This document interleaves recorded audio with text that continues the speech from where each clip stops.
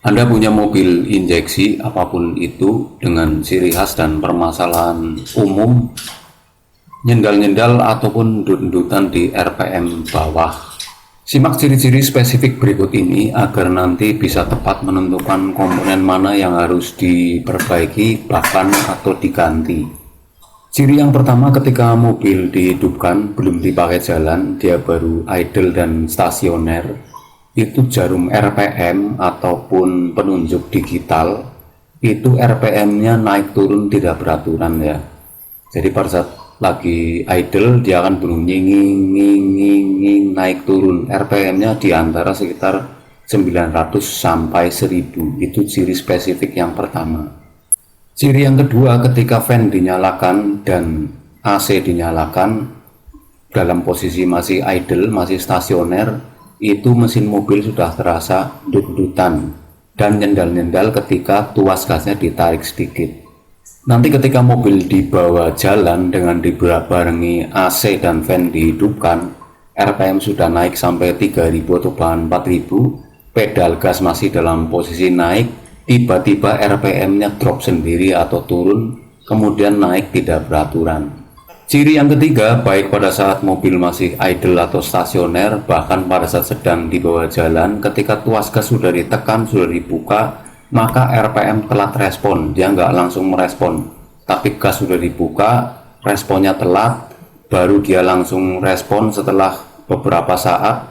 Nah, itu juga menyebabkan mobil selalu terasa nyendal dan dut-dutan akibat gasnya tidak responsif.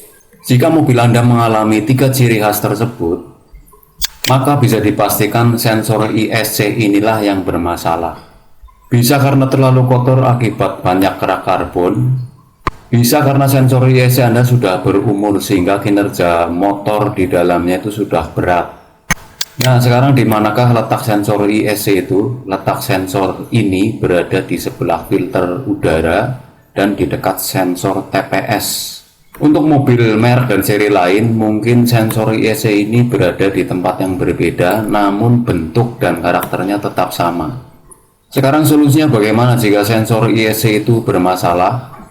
Solusi paling ringan yang pertama adalah Anda copot sensor ISC tersebut dari dudukannya, bersihkan seal dan celah-celah penutup di dalamnya menggunakan STP Carb Spray Cleaner, atau bisa juga menggunakan Preston Engine Degreaser.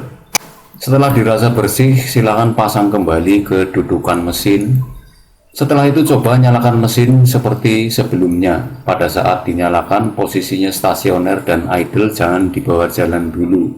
Nanti perhatikan jarum RPM maupun penunjuk digital jika speedometer Anda sudah digital. Jika RPM-nya bertahan pada saat dia masih panas di angka 1000 dan dia akan bertahan di angka 900 ketika sudah panas, maka ISC Anda berhasil dibersihkan dan diperbaiki. Tapi sebaliknya, jika dalam kondisi idle dan stasioner, RPM menunjukkan ngayun, naik turun ataupun dut-dutan dan ngancul-ngancul alias nyendal-nyendal, padahal masih idle dan stasioner, masih naik turun RPM-nya, ini menandakan sensor ISC Anda sudah harus diganti. Untuk membeli sensor ISC ini tersedia dua pilihan, ada sensor ISC yang OM dan ada sensor ISC yang original. Tentu kalau yang original harganya jauh lebih mahal karena kualitasnya jauh lebih bagus tentunya. Oke, sementara itu yang bisa disampaikan mengenai ciri mobil yang nyendal-nyendal ataupun dut-dutan di RPM bawah akibat sensor ISC. Semoga tutorial singkat ini bermanfaat positif dan aplikatif. Selamat mencoba, semoga berhasil. Terima kasih atas atensi dan perhatiannya. Selamat bekerja dan beraktivitas.